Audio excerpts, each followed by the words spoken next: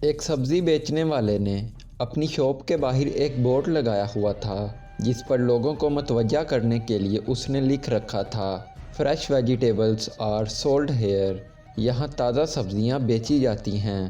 ایک آدمی وہاں سے گزرا اور بورڈ دیکھ کر رک گیا اور بولا کہ سب لوگ یہاں تازہ سبزیاں ہی تو بیچتے ہیں، بھلا کوئی باسی سبزی بھی اپنی شاپ پر بیچے گا؟ اور تمہاری سبزیاں تو دیکھنے میں ہی تازہ لگ رہی ہیں، اس لیے تمہیں بورڈ پر فریش لکھنے کی کیا ضرورت ہے؟ یہ فریش کا لفظ تمہیں نہیں لکھنا چاہیے۔ شاپ والے کو اس آدمی کی بات صحیح لگی اور اس نے فریش کا لفظ مٹا دیا۔ اب بورڈ پر لکھا ہوا تھا ویجیٹیبلز آر سولڈ ہیئر۔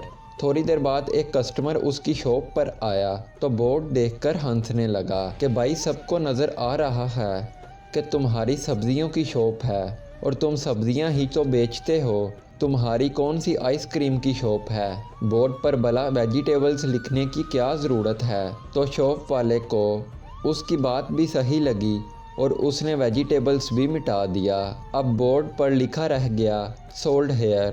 تھوڑی دیر بعد ایک عورت اس کی شاپ پر آئی اور کہنے لگی کہ مارکیٹ میں تم بیٹھے ہوئے ہو، سبزیوں کی تمہاری شاپ ہے، سب کو پتہ ہے کہ تم سبزیاں ہی بیچتے ہو، فری میں تو نہیں بانٹتے نا، تو بورڈ پر سولڈ ہیئر لکھنے کی کیا ضرورت ہے؟ بڑی عجیب بات ہے۔ شاپ کا مالک پریشان ہو گیا اور اس نے شاپ ہیئر بھی بورڈ سے مٹا دیا۔ اب بورڈ خالی رہ گیا تھا۔ لیکن دوستو، بات یہاں ختم نہیں ہوئی۔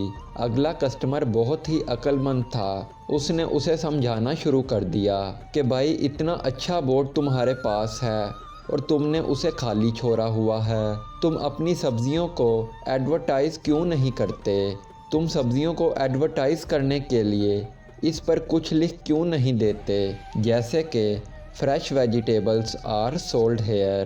دوستو، یہ سچ ہے کہ ہمارے پاس موجود ہر شخص کی کوئی نہ کوئی رائے ضرور ہوتی ہے۔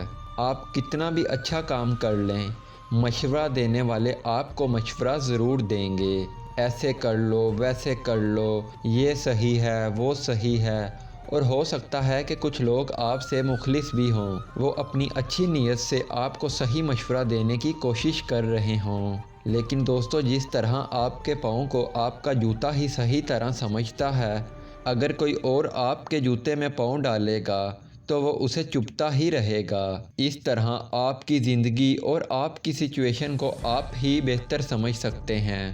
اگر آپ ہر کسی کی مانتے جائیں گے، اگر ہر کسی کو خوش رکھنے کی کوشش کریں گے، تو نہ خوش کر پائیں گے اور نہ ہی خوش رہ پائیں گے۔